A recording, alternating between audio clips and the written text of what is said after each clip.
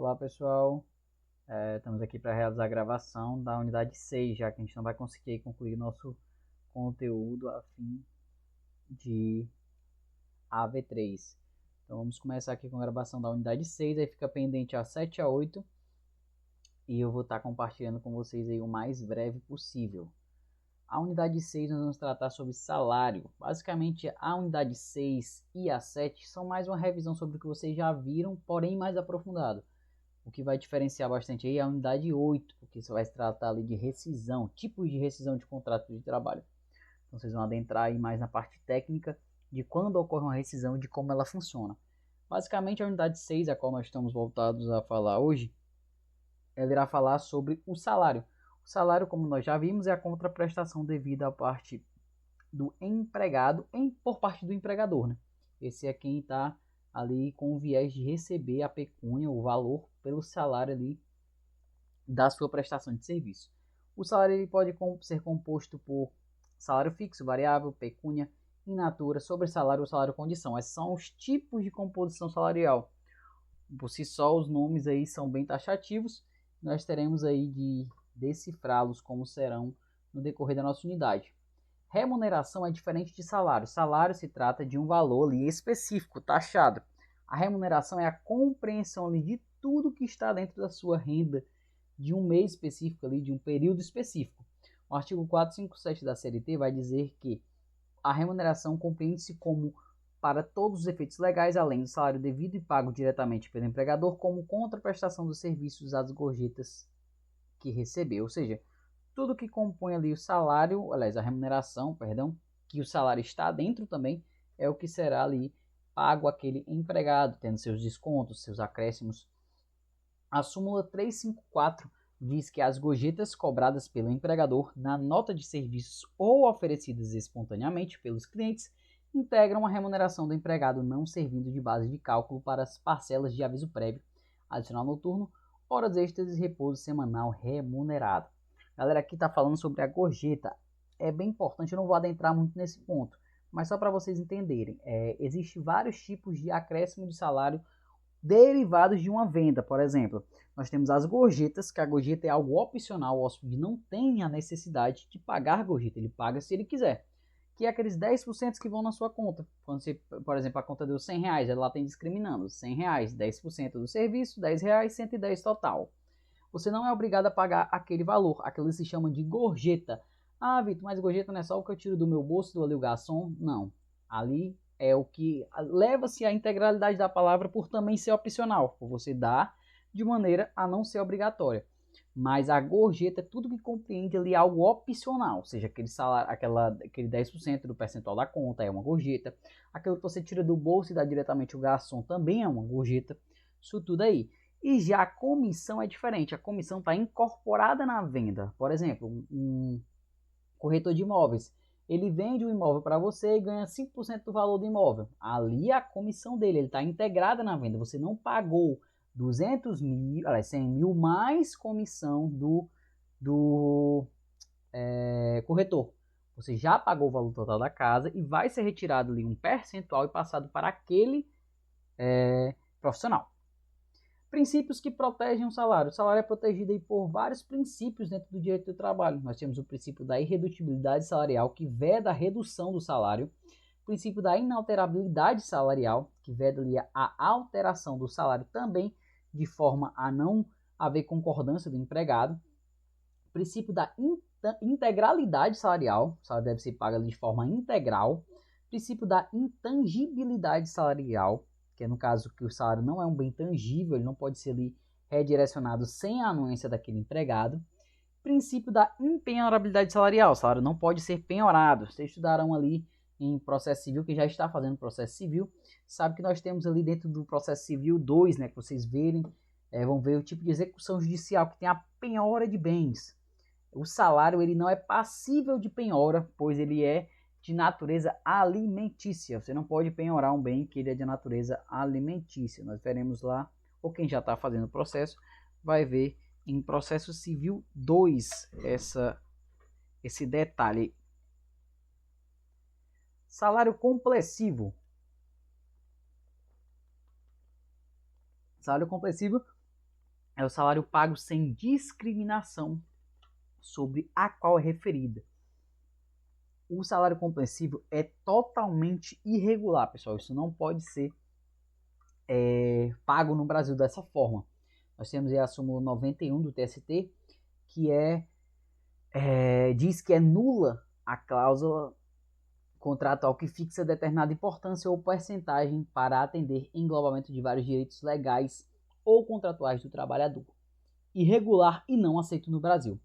Ao assim agir, o empregador termina retirando do empregado a exata noção sobre o cumprimento da obrigação legal pela empresa e se todos os direitos a que faz jus estão sendo efetivamente pagos. Ah, Vitor, mas o que é salário compreensivo? Eu não entendi. Vamos lá. O salário compreensivo, ele basicamente, na integralidade da palavra, é o empregador pagando sem discriminar o que foi aderido e o que foi descontado. Vamos supor, você trabalha numa empresa que você tem que receber adicional noturno. Aí quando você recebe seu contra-cheque, tem lá, salário tal, descontos tanto, adicionais tanto, total a receber. Não tem discriminado nada, não tem dizendo lá quanto foi descontado de INSS, quanto foi descontado de FGTS, de plano de saúde se você tiver, de plano odontológico se você tiver, de empréstimo se você tiver, quanto foi adicionado de horas extras, quanto foi adicionado de adicional noturno. Ele não discrimina o que é irregular no Brasil. Você deve ali discriminar cada ponto, cada contrato lá, cada oleorite, né, que nós chamamos ou oleorite ou o popularmente chamamos de contra-cheque também, né? Ele deve discriminar tudo que tem dizendo, percentual de desconto, quanto foi de desconto, exatamente quanto foi, quanto não foi, e vice-versa. Tem que estar tudo bem discriminadozinho lá para poder ser totalmente legal. Ou seja, mais uma vez, com base na súmula 91 do TST, o salário compreensivo é totalmente irregular no Brasil.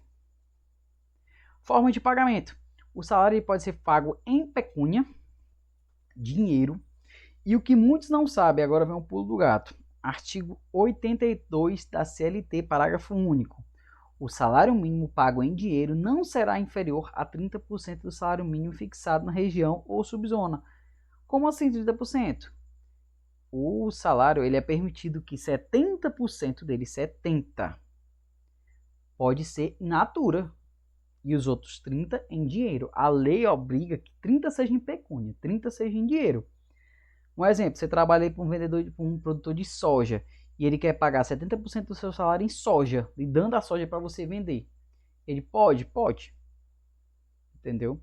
Se os dois ali concordarem, ele pode sem problema nenhum. Ele não pode dar 100% do seu salário em soja, ele precisa dar pelo menos 30% em dinheiro e o restante em soja. O exemplo que eu estou dando. E aí sempre você vai ter que saber diferenciar o momento para poder você não confundir o salário em natura, né, que nós chamamos, que é em outro tipo de possibilidade que não seja o dinheiro, se ele é para o serviço ou pelo serviço. Quando você está diante de um bem que está sendo pago para o serviço, isso não pode ser objeto de salário in natura.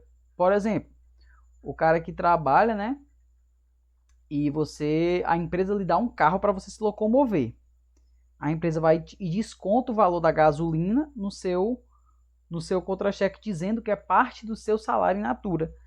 Sendo que é totalmente ilegal porque a empresa acordou com você que aquele seria o veículo para você ir e vir ao seu trabalho. Então ele não pode utilizar o valor daquela gasolina como forma de pagamento. Por quê? Porque não é pelo serviço, é para o serviço. Então o que é para o serviço não contempla salário. Você precisa daquilo para poder exercer a profissão. E o que é pelo serviço, aí sim pode contemplar o seu salário sem problema algum. No artigo 458, parágrafo 2º, nós temos algumas hipóteses que não podem ser objetos de salário-utilidade, que é o salário in natura, o salário pago de outra forma, adversa do valor da pecúnia. Vestuários e equipamentos para prestação de serviço, ou seja, se você precisa se vestir adequadamente para prestar aquele serviço e a empresa lhe fornece, ela não pode utilizar aquilo como forma de pagamento de salário, porque aquilo é para o serviço, não é pelo serviço. Previdência privada, seguro de vida e assistentes pessoais e transportes para locomoções de ida ao serviço, como eu exemplifiquei o caso do carro. Periodicidade de pagamento, 459, o que muitos não sabem também. O pagamento do salário, qualquer que seja a modalidade de trabalho, não deve ser estipulado por período superior ao mês, salvo no que concerne a comissões, percentagens e gratificações. O que significa isso? O salário você recebe referente ao mês em que você trabalhou, nem o mês posterior, nem o mês anterior. Você recebe referente ao mês que você trabalhou. Com exceção de comissões, percentuais e gratificações. Eu, por exemplo, trabalho em uma empresa que a gente recebe a gorjeta, que é o que eu falei para vocês anteriormente, que é o percentual de 10%. Então, como ali fecha o mês e não tem como pagamento, por exemplo, nosso pagamento na empresa cai todo dia 30, só que eu tenho um mês que vai 31. Como é que a empresa vai calcular a gorjeta até o dia 31 se eu nem recebi ela ainda? Então, sim, certo, o valor do mês a gente recebe no final do mês, mas o valor da gorjeta nós só recebemos referente ao mês subsequente, o que passou. Ou seja, eu agora em mês de maio recebi o referente ao mês de abril de gorjeta. Agora no mês de junho eu vou receber referente ao mês de maio de gorjeta. Aliás, perdão, mês de abril de gorjeta. Maio, perdão, estou certo. Ou seja, o valor do salário só pode ser calculado com base em um mês. Das comissões e percentagens são totalmente diferentes. Parágrafo 1º. Quando o pagamento houver sido estipulado por mês, deverá ser efetuado mais tardar até o 5º dia útil do mês subsequente ao vencido.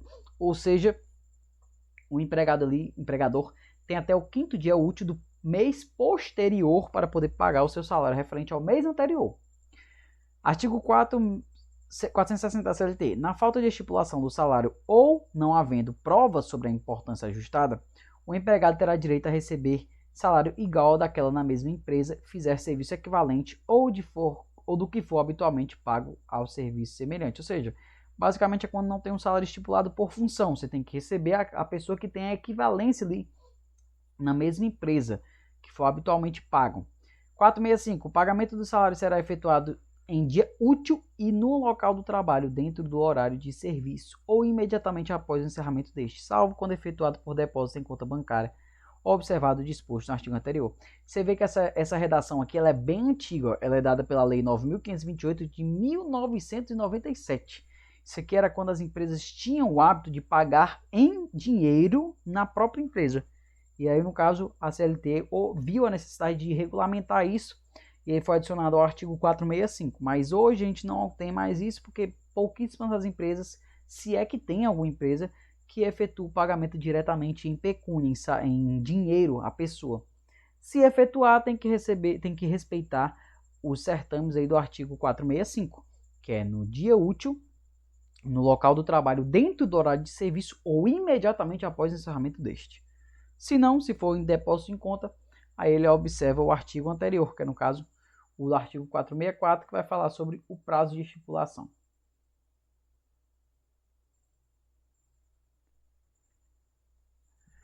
Equiparação salarial. Artigo 461 da CLT. Sendo idêntica a função a todo trabalho de igual valor prestado ao mesmo empregador, no mesmo estabelecimento empresarial corresponderá igual salário sem distinção de sexo, etnia, nacionalidade ou idade. Parágrafo 1º. Trabalho de igual valor para fins deste capítulo será o que for feito em igual produtividade e com a mesma perfeição técnica entre pessoas cuja a diferença de tempo de serviço para o mesmo empregador não seja superior a 4 anos e a diferença de tempo na função não seja superior a 2 anos. Então, como lá, para poder destrinchar e não ficar confuso para vocês. Não pode haver diferença de salário entre homem e mulher, sexo, etnia, nacionalidade ou idade, desde que o trabalho seja feito, como as setinhas que eu coloquei, em igual produtividade com a mesma perfeição técnica, o tempo de serviço para o mesmo empregador não seja superior a 4 anos e o tempo de função não seja superior a 2 anos. Ou seja, se o tempo de serviço for para o empregador superior a 4 anos e o seu tempo de função seja mais de 2 anos, você não é parâmetro para quem entrou agora exigir receber o mesmo salário que você. Ou seja, você tem que estar dentro desse enquadramento de tempo de serviço, mas, e o detalhe, a cereja do bolo, produzir em igual produtividade com a mesma perfeição técnica.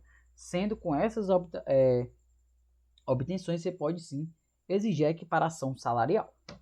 461, parágrafo 2º. O dispositivo deste artigo não prevalecerão quando o empregador tiver pessoal organizado em quadro de carreira ou adotar por meio de norma interna da empresa ou negociação coletiva planos e cargos de salários, dispensados de qualquer forma de homologação ou registro de órgão público. Parágrafo 3º. No caso do segundo deste artigo, as promoções poderão ser feitas por merecimento e por antiguidade, ou por apenas um desses critérios, dentro de cada categoria profissional. Aqui basicamente é o que, pessoal? Dentro de algumas empresas, nós temos os chamados planos de carreira, que é o quê? Aquele chamado, por exemplo, ADM1, ADM2, ADM3, ADM4, e aí vai sucessivamente. Júnior, pleno e sênior, temos essas possibilidades também. Todo esse plano de carreira, esse segmento, eles não vão exigir que a pessoa tenha aquela diferenciação do artigo 46 agora que a gente acabou de ler. Por quê? Porque ele tem o plano de carreira e ali quem vai distinguir é o gestor, se ele tem merecimento de estar naquela plano de carreira superior, se ele é mais antigo, necessariamente precisa estar naquele plano de carreira anterior. Quem vai decidir aí é a empresa na figura do gestor normalmente. Ou seja, quando se tem plano de carreira não se aplica. Em caso de plano pode-se pedir o desvio de função. Funcionários readaptados não servirão de paradigmas. Ou seja, quando você tem um funcionário ali que é readaptado, um exemplo, ele trabalhava ali em uma função que desdenhava dele muito movimento, muito esforço físico, e ele posteriormente teve uma hérnia de disco. E o seu médico deu o seu laudou e disse que ele precisava de uma readaptação. Ele vai ter que ser readaptado para uma função que não exija tanto esforço e vai ter que receber o mesmo salário. Essa pessoa não serve de paradigma para que você exija receber o mesmo salário daquela pessoa, porque ela é uma pessoa readaptada, ela não é um exemplo, ela é a exceção. Em caso de plano, você pode se pedir o desvio de função. Aí no caso, por exemplo, vamos supor aqui, o caso que eu estou falando aqui do ADM 1, 2 e 3. Eu sou ADM 1, a minha função é fazer X coisas. E tem um ADM3 que é fazer Y coisas. Porém, eu sou ADM1 e estou fazendo Y coisas. Estou fazendo a função do ADM3. Aí eu posso ingressar com a ação pedindo desvio de função, porque eu estou fazendo a função de outro cargo e recebendo por um cargo inferior. Discriminação salarial. Parágrafo 6º. Nas hipóteses de discriminação por motivo de sexo, raça, etnia, origem ou idade, os pagamentos das diferenças salariais deverão aos empregados discriminados não afastem seu direito à ação de indenização por danos morais, consideradas as especificidades do caso concreto. Artigo 7º. Sem prejuízo ao disposto do parágrafo 6º, nos casos de infração ao previsto nesse artigo, a multa que trata o artigo 510 dessa consolidação corresponderá a 10 vezes o valor do novo salário pelo empregador ao empregado discriminado, elevado ao dobro em caso de reincidência, sem prejuízo às demais combinações legais.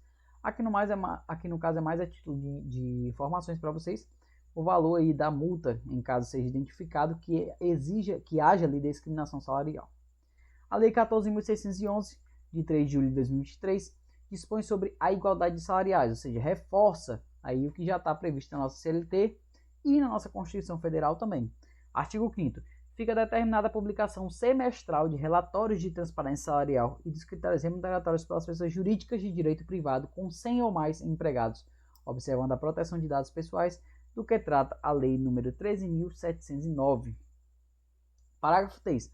Na hipótese de descumprimento de dispostos artigos, será aplicada multa administrativa cujo valor corresponderá a 3% da folha de salário dos empregadores, limitada a 100 salários mínimos, sem prejuízo das sanções aplicáveis. Ou seja, cada empresa tem que mandar um relatório ali semestral de transparência de salários e critérios remuneratórios para garantir que não haja ali uma discriminação salarial. Salário de substituição, nós falamos nele lá na unidade 5, parte 5, sobre alteração salarial. É basicamente quando um trabalhador é substituído por outro e possui salário maior. Ou seja, por exemplo, eu sou aqui auxiliar administrativo e eu tenho um analista que ele vai tirar férias agora. Porém, eu sei fazer a função dele como auxiliar. Aí eu vou passar um mês ali, o meu empregador chega, eu preciso que tu tire as férias do analista ali durante o mês.